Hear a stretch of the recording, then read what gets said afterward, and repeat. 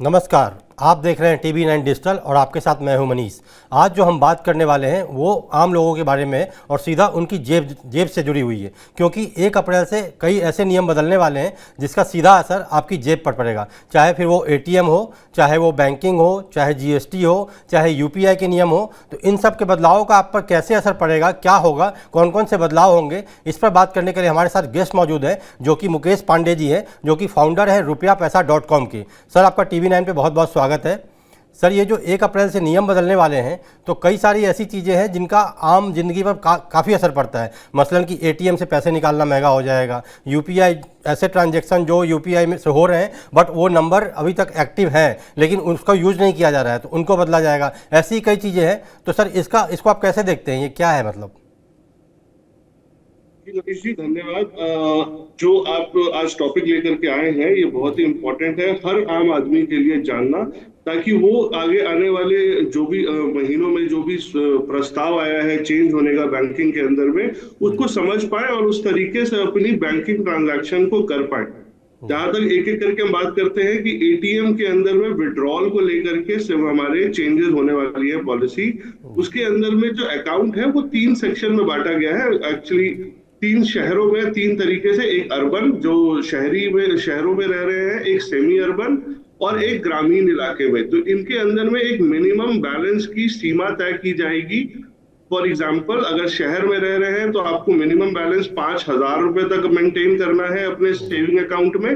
अगर आप semi urban के अंदर में है तो 2,000 तक का मिनिमम बैलेंस आपको अपने अकाउंट में एवरेज मेंटेन करना है। और अगर आप ग्रामीण में है तो तकरीबन 1,000 रुपए। अगर आप ये मिनिमम बैलेंस भी अपने अकाउंट में सही तरीके से मेंटेन नहीं कर पाते हैं तो आपके अकाउंट से ऑटोमेटिक एक चार्ज डिडक्ट हो जाएगा, जिसको पेनल्टी भी कह सकते हैं, या फिर नील मेंटेनेंस या लो मेंटेनेंस चार्जेस हैं, उस तरीके से वो चार्ज किए जाएंगे। जी जी सर, ये तो बैंकिंग। जी सर, बताइए। जी जी, आप पूछिए पूछिए। जी, दूसरा सर, जैसे कि बैंकिंग की बात हुई तो ATM से जो पैसे विड्रॉल करते हैं उसके भी चार्जेस बढ़ने वाले हैं। पहले ये 17 रुपये थे जो अब 19 रुपये हो जाएंगे। मतलब जो आप फ्री लिमिट है वो तो रहेगी, लेकिन फ्री लिमिट के बाद आप नॉन बैंकिंग ब्रांच से निकालते हैं। मसलन मेरा अकाउंट HDFC बैंक में है और मैं ICICI निकालता हूँ तो मुझे चार्ज ज़्यादा देना पड़ेगा, 2 रुपये का ज़्यादा चार्ज लगेगा। तो सर, इसको ज़रा बता दीजिए।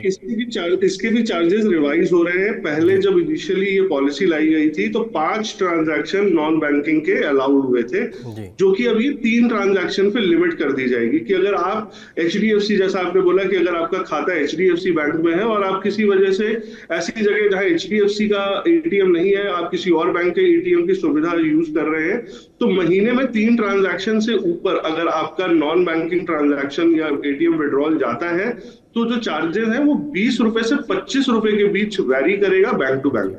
जी। तो ये भी ध्यान रखने वाली बात है कि हम कोई नॉन बैंक ट्रांजैक्शन या अपने बैंक के अलावा किसी और बैंक से जो विड्रॉल करते हैं तो इन शुल्कों के बारे में हमारी जानकारी होनी जरूरी है, ताकि जब आपके अकाउंट से पैसा डिडक्ट हो तो आपको ऐसा ना लगे कि आपको इसके बारे में जानकारी ही नहीं थी।